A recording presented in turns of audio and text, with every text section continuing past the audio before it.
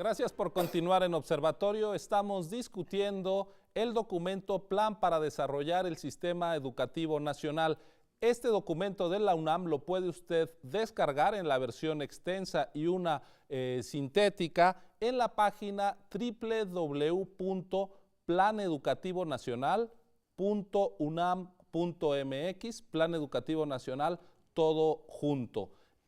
Imanol, Lourdes, estamos comentando las características de este documento y, por ejemplo, en el diagnóstico, en los distintos capítulos en los que ustedes, por ejemplo, son parte, tenemos por nivel, en el capítulo del que tú eres coautora, Lourdes, un diagnóstico sobre la cobertura, la equidad, la calidad, la pertinencia de la educación, la situación de la planta docente. En el caso, Imanol, de tu contribución, hay indicadores que tienen que ver con la cobertura, pero también con la inserción real. Es decir, tenemos una forma de enfrentar el diagnóstico de la educación, creo, más amplia, más compleja que la que generalmente se encuentra en la discusión pública sobre los temas educativos. Por lo menos apuntamos una metodología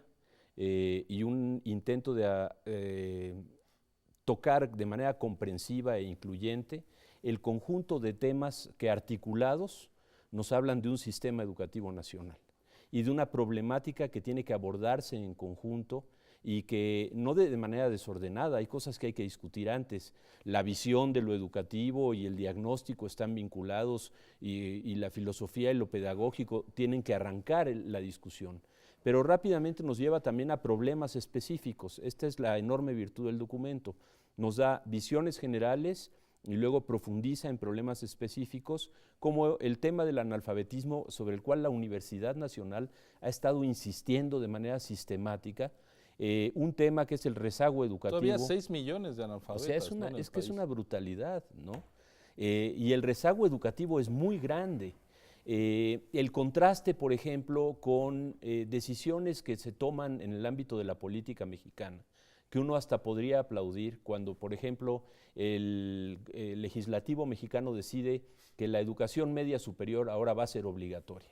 Bueno, eso plantea una serie de problemas de cobertura universal, de lograr que las generaciones previas vayan aprobando los sistemas en la básica, tanto en primaria como en secundaria, con qué maestros vamos a dar la educación obligatoria a nivel media superior, en qué infraestructura, que nos llevan de repente a ver, uno, cosas que encontramos.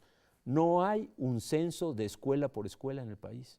No sabemos cuántas escuelas hay de cada nivel, y mucho menos en qué condiciones están.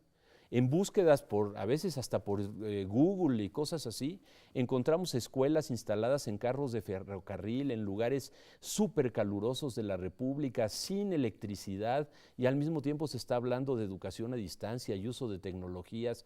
Encontramos montones de municipios y comunidades que no tienen escuela secundaria, mucho menos educación media superior. ¿Cómo vamos a poder avanzar a estas temáticas específicas si no hay un diagnóstico profundo? ¿Qué nos llevó a nosotros a plantear? La estructura del sistema educativo nacional es de una tremenda rigidez. La forma en la que se piensa a la escuela misma es muy rígida y muy cerrada, ¿no? Es o la escuela primaria, o la escuela secundaria, o la escuela preparatoria, ¿no? No se utilizan las instalaciones para otro tipo de actividades, para difusión cultural, para poder que los maestros pudieran dar en la mañana primaria y en la tarde secundaria. Introducir un elemento de flexibilidad que permita un mejor aprovechamiento de recursos, tanto de infraestructura física como humana, este tipo de cosas, ¿no? Entonces nos llevaron a plantear, por ejemplo, una idea que está resumida en las 10 propuestas, la escuela nueva. Una nueva concepción de la escuela como un nodo que permite articular a las comunidades alrededor de la escuela, a los estudiantes, etc. La posibilidad de analizar en ciertas regiones y condiciones la flexibilización de los niveles educativos. A lo mejor no hace falta continuar con la separación entre secundaria y media superior. En algunos lugares fusionarlas podría ser la solución para poder avanzar a la universalidad.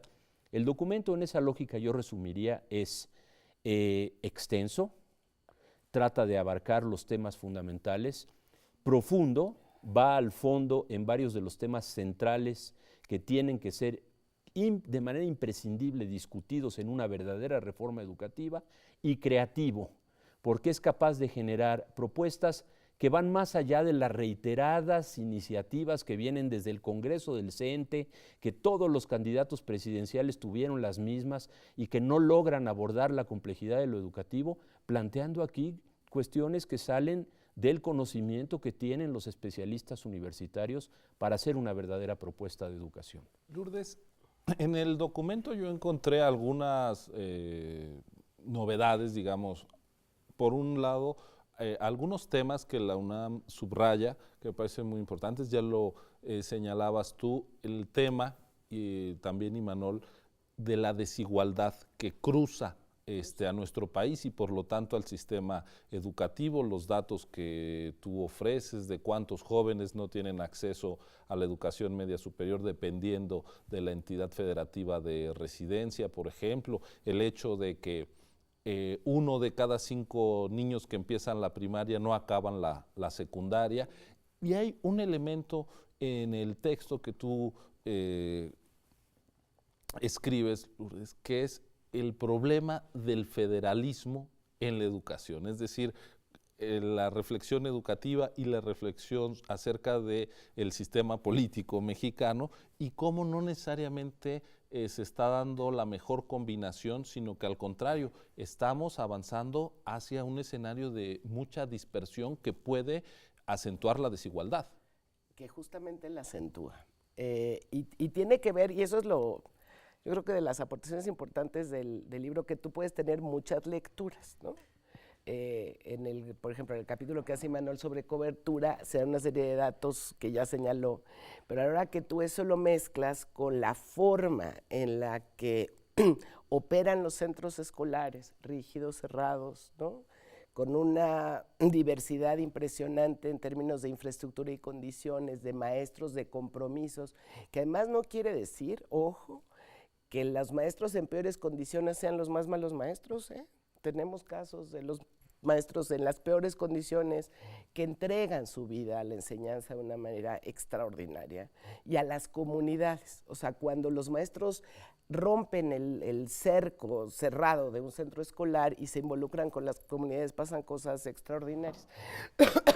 Lo que es importante es que en este sistema, en el fondo centralista, ¿no?, el federalismo no se articula ni entre los tipos educativos ni entre los niveles, ¿no? Y además genera, en vez de sinergias, genera una serie de disrupciones que hacen que un currículum único, que tiene un espacio demasiado acotado, para darle un lugar a la diversidad cultural, a la riqueza geopolítica, etcétera, de nuestras regiones, se circunscriba a cosas muy formales, perdón, y no permita, ¿no?, que esa riqueza permita hacer crecer a los diferentes grupos, sino que aplasta, por decirlo de alguna manera, y lo que genera es incrementar la desigualdad, ¿no?, mantener la desigualdad frente a esa mirada centralista del currículum, de la formación, de la falta de pertinencia de los contenidos. Los muchachos se nos van desde la secundaria, ¿no?, de una manera espantosa, y mucho más en el bachillerato, ahora obligatorio, porque no hay ningún vínculo, no hay pertinencia en su formación. No está atravesado por una formación cultural o científico-tecnológica que este país requiere desde el preescolar, no en el posgrado, ¿eh? O sea, claro que lo requiere en el posgrado, pero lo requiere desde preescolar. Eso tiene ese documento, te va dando elementos para la interacción, para romper esa desigualdad, que tiene que ser la meta de largo plazo. Empiezan ustedes a apuntar ya, digamos, a partir de este diagnóstico amplio que hace el documento, hacia el tipo de estrategias que habría que emprender en un horizonte de 10 años, pero que está lleno de muchos cortos plazos en los cuales hay que tomar decisiones precisas. Yo quisiera que avanzáramos a la explicación de las propuestas. Vamos a hacer una pausa y regresamos. Esto es Observatorio en TV UNAM. Ya lo ve, estamos discutiendo con Lourdes Sechaibar e Imanol Ordorica el plan para desarrollar el sistema educativo nacional que proponen distintos expertos de la Universidad Nacional. Volvemos en un momento.